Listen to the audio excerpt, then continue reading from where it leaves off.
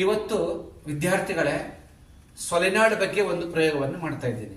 First, solenoid ಅಂತಂದ್ರೆ ಏನು? ಅವಾಹಕ ಹೊದಿಕೆ ಹೊಂದಿರುವ ತಾಮ್ರದ ಅನೇಕ ಸುರುಳಿಗಳನ್ನು ಹೊಂದಿರುವ ಸಿಲಿಂಡರ್ ಆಕಾರದ ವಸ್ತುವಿಗೆ ಏನ್ ಕರೀತಾರೆ? ಸೊಲೆನಾಯ್ಡ್. ಇಲ್ಲಿ ನಾನು ಬಳಸಿಕೊಂಡಿರುವುದು ಅವಾಹಕ ಹೊದಿಕೆ ಹೊಂದಿರುವ ತಾಮ್ರದ ತಂತಿ ಇದೆ.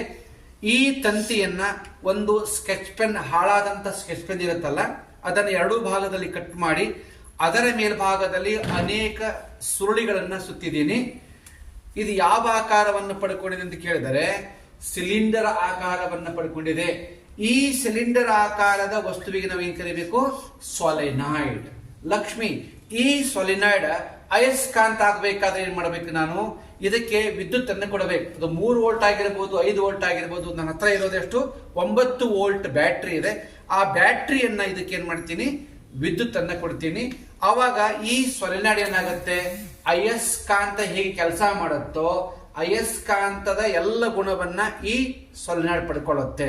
ಓಕೆ, ನೋಡೋಣ ಅಂತ. ವಿದ್ಯಾರ್ಥಿಗಳೇ, ಆ ಸೊಲೆನಾಯ್ಡ್ಗೆ ನಾನು ಏನ್ ಮಾಡ್ತಾ ಇದ್ದೀನಿ? ಇವಾಗ 9 ವೋಲ್ಟಿನ ಕರೆಂಟ್ ಅನ್ನು ಕೊಡ್ತಾ ಇದ್ದೀನಿ. ಅವಾಗ ಇಲ್ಲಿ ನೋಡ್ಬೇಕು, ಇಲ್ಲಿ ಎರಡೂ ಅಕ್ಕಪಕ್ಕದಲ್ಲಿ ದಿಕ್ಸೂಚಿ ಇಟ್ಟಿದ್ದೇನೆ. ಆ ದಿಕ್ಸೂಚಿ ಏನಾಗುತ್ತೆ? ನಾನು ವಿದ್ಯುತ್ ಪ್ರವಾಹವನ್ನ ಮಾಡಿದಾಗ ತಕ್ಷಣಕ್ಕೆ ಆ ದಿಕ್ಸೂಚಿಯ ಮುಳ್ಳುಗಳು ಅಲುಗಾಡಬೇಕು. ಅಲುಗಾಡಿದ್ರೆ ಏನಾಗುತ್ತೆ? ಈ ಸೊಲೆನಾಯ್ಡ್ ಅಯಸ್ಕಾಂತ ಗುಣವನ್ನ ಪಡ್ಕೊಳ್ಳುತ್ತೆ.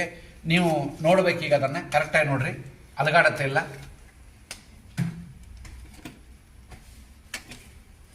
ಅಲುಗಾಡ್ತಾ ಇದೆಯಾ? ನೋಡಿ ನೋಡಿ.